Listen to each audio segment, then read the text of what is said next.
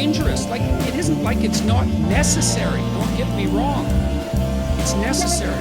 This chapter I made allusion to, I said, don't casually criticize social institutions or creative achievement. I picked those phrases very carefully. We need social institutions, but they become corrupt.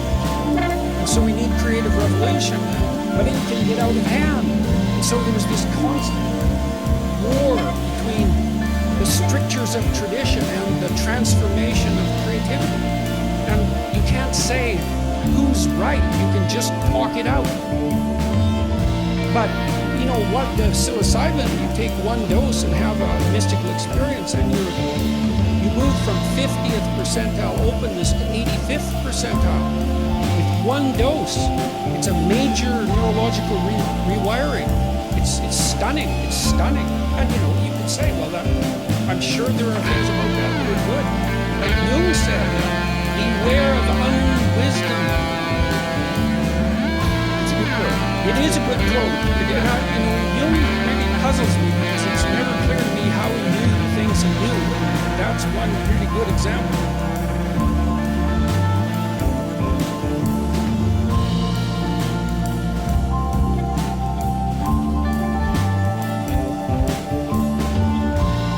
It's certainly the case that, like, I firmly believe that the world is not the way we perceive it. It's deeply strange.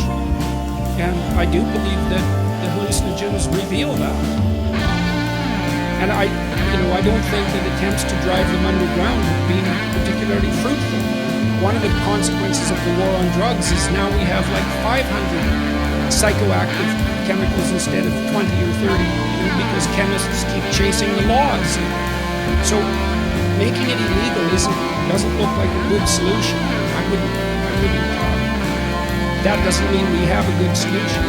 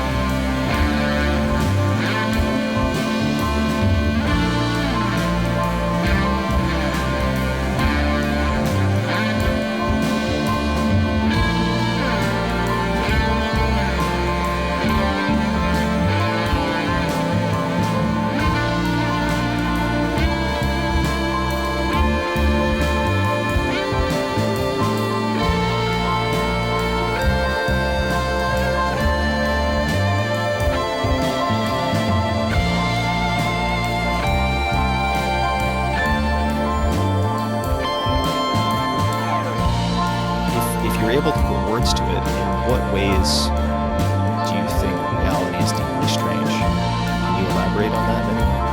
There's a narrative aspect to it, there's a religious aspect to it, there's a meaningful aspect that we don't understand. We can't understand it scientifically. We haven't been able to. The scientific viewpoint excludes that to some degree. And I think the best evidence for that probably does come from hallucinogenic experience. Now, people have a biologically instantiated religious instinct. Now, it's possible that only speaks of our peculiar biological nature, that it doesn't reflect broader reality as such. But if you go deep enough into the psyche, it becomes increasingly difficult to separate what you discover from reality. Now, it's not. People can clearly have individual subjective religious experiences. Most scientific phenomena are objective. Many people have to experience the phenomena at the same time. You have these religious experiences that can be induced by hallucinogens, let's say. Each person has their own particular experience, but everyone has an experience that's similar. And we don't know what to do about that category of experience. And then, we think in stories and we see the world through a structure of value. I think that has been proven beyond a doubt by neuroscientists and psychologists. And the fact that we see the world through a prism of value seems to indicate that there's something about value that's real. And so that's partly why things are deeply mysterious. I mean, Rick Strassman, he terrified himself right out of the DMT research, as far as I can tell, because all his subjects came back and said, well, you know, I went somewhere else and saw aliens. It's like, well, it was a dream. No, sorry, it wasn't a dream. It was way more real than any dream. In fact, it was actually more real than life. Well, what do you do with that? What do you do with Especially that? when it's every subject, almost every subject. Yeah, exactly. One out of 30. Yeah, exactly. No one knows what to do with that. We don't know what to do with that at all.